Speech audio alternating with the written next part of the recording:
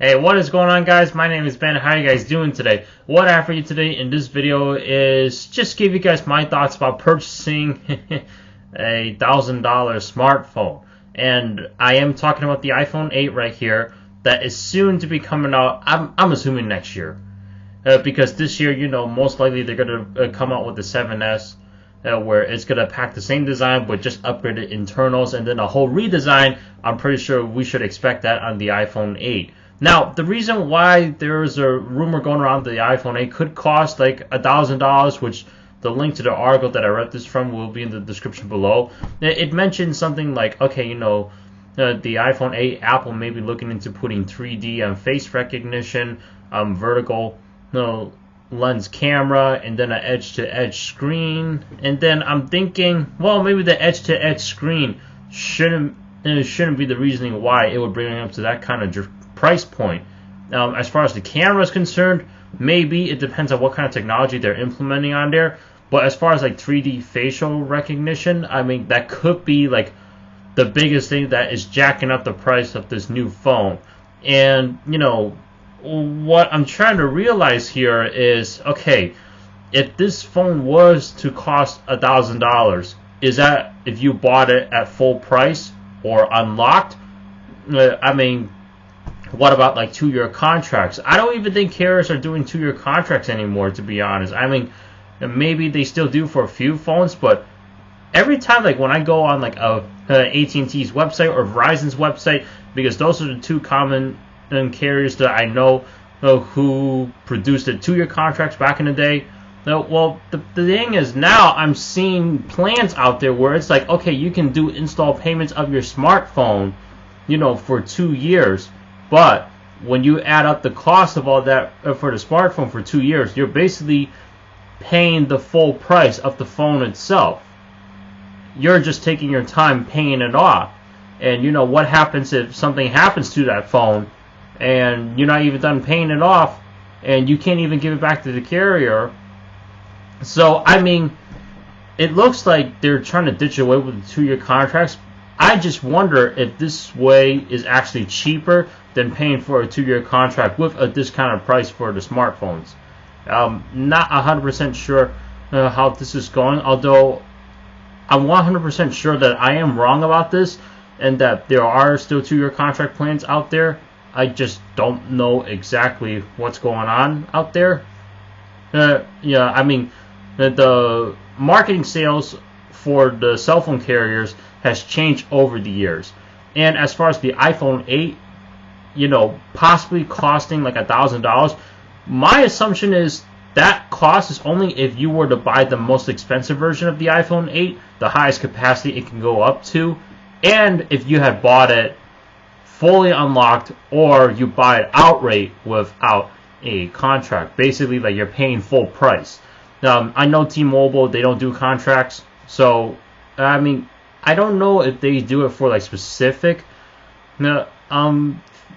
devices out there, but most of the time they don't do contracts. So if you want to buy a phone from them, you either pay full price if you are unable to have them do a credit check on you, or you have to do install payments.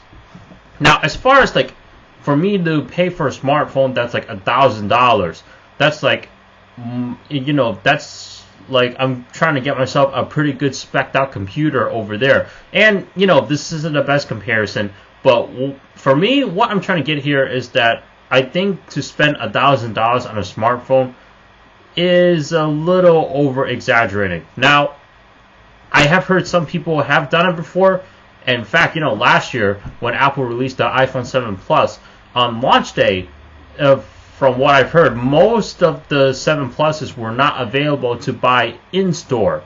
So people would go online, try to find a 7 Plus out there, and there are like people who are legit and do have the iPhone 7 Plus, but you know what they do?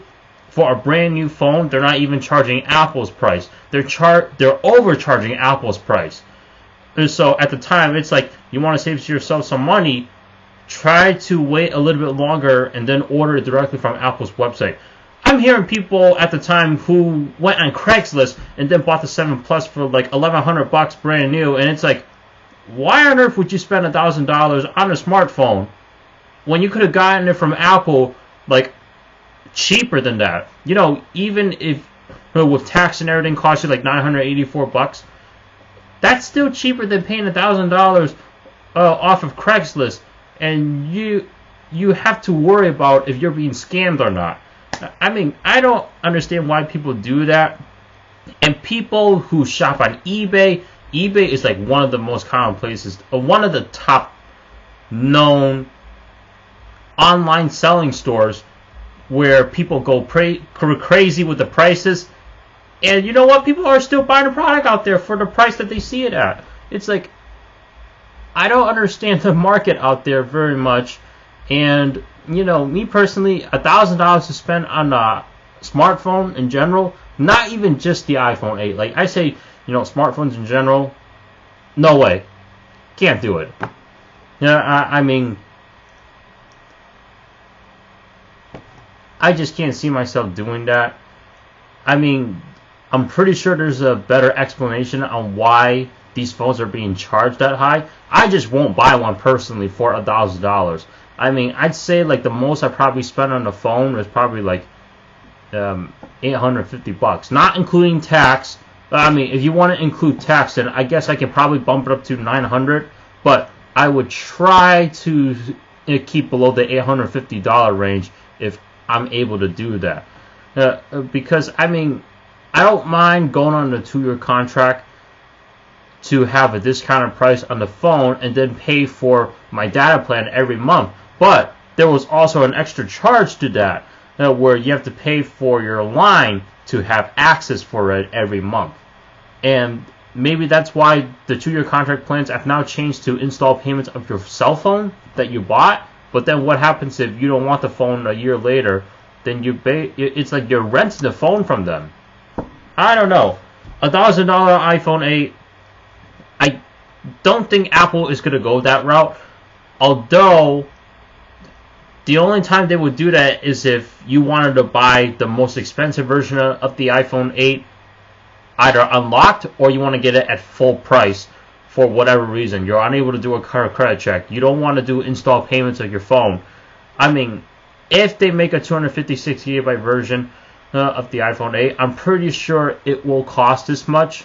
Because even the most expensive iPhone 7 Plus out there with the 256 gigabyte model, or the largest capacity model, I should say, if you guys aren't aware of what the exact configurations are, you know, depending on where you live and with taxes and all that, could jack it up to like a little over $1,000, or maybe just slightly less than $1,000. If you can stay like slightly less than $1,000, you got yourself a good deal over there. If you're doing like $1,000 or a little bit over just for a phone, I would start scratching your head, like, you know, if this is even worth it or not.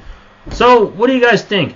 If the iPhone 8, when the iPhone 8 comes out, would you spend $1,000 on it? Even if it required you to like go on Craigslist or eBay, and then you know, you're trying to compete with some of the high prices out there, but at some point you'll be like, you know what? I want this phone. I will pay this much for it. I mean, leave a comment down below. I'm curious to see what you guys have to say. And, you know, again, for me, I wouldn't spend $1,000 personally on a smartphone. I mean, it would have to depend on what it has, how's